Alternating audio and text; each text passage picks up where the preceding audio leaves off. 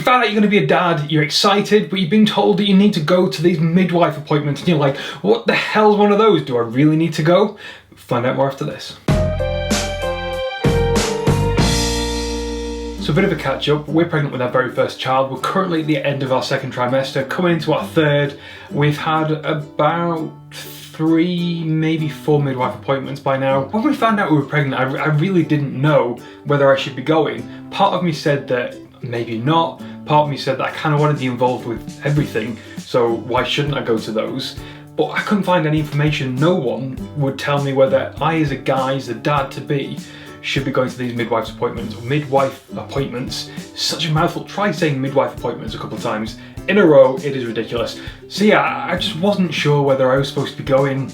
I tried looking online, there was not really anything there. I kind of didn't want to feel like I was being left out because I'm physically not having the baby. I kind of want to feel like I was playing a big part and I feel like I'm attached to this kid in some way because I'm not physically giving birth. I don't want to miss out. So I thought I would go along to midwife appointments. The very first one we went to, I found to be quite useful.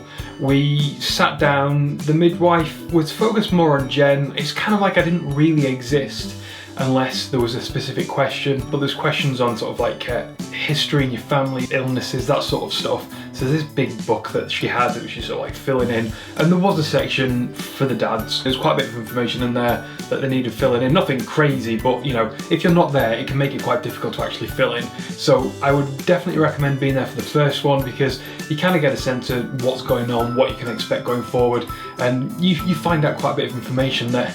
You can't necessarily rely on your other half recalling everything and giving it all back to you and being able to remember everything. Roll on the next couple of midwife appointments though, I gotta say, I'm not really sure that you really need to be there as a guy. The actual midwives themselves are absolutely amazing. They're lovely people. Unfortunately, because one of them was ill, our regular one, we only ever met her once in the first one. We keep having different ones and it's quite awkward. The second and third times, I was just sat there on a chair a few feet away from Jen and I was practically ignored. They kind of like looked at me briefly, but other than that, it's like I didn't exist. I was just a piece of furniture, a stationary object. I got no information from it, I benefited nothing at all. Apart from the last time where we were asked if we wanted to hear the baby's heartbeat, and we jumped at the chance. We have a home Doppler that, you know, it was 30 quid or something off Amazon, you can do it yourself. Be a bit cautious, because if you do try and you can't find a heartbeat, you might get worried.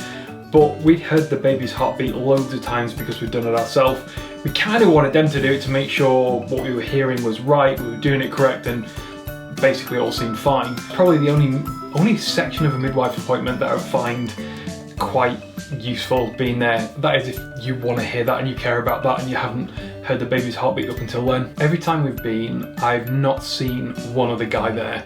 So we'll go in, come out, and there's always the girl, obviously, she's been checked over by a midwife, but there has never been another guy with them. At the scans, there's always been a partner with them, but at the midwife appointments, they're just not there, and to me it just says that it's not really necessary. I think even the very first one, your missus could come home, ask you those questions and then go back next time with them, with the answers.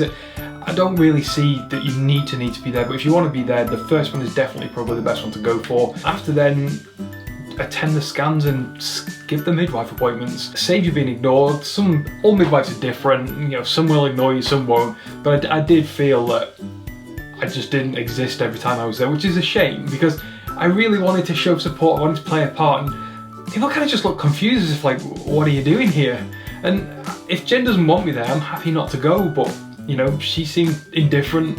I'm interested to go in, keep her company, and you never know, she might need me there. The biggest problem with attending midwife appointments is they're really inconvenient times. So even the very earliest ones we can get, I think it's about 9:15 in the morning.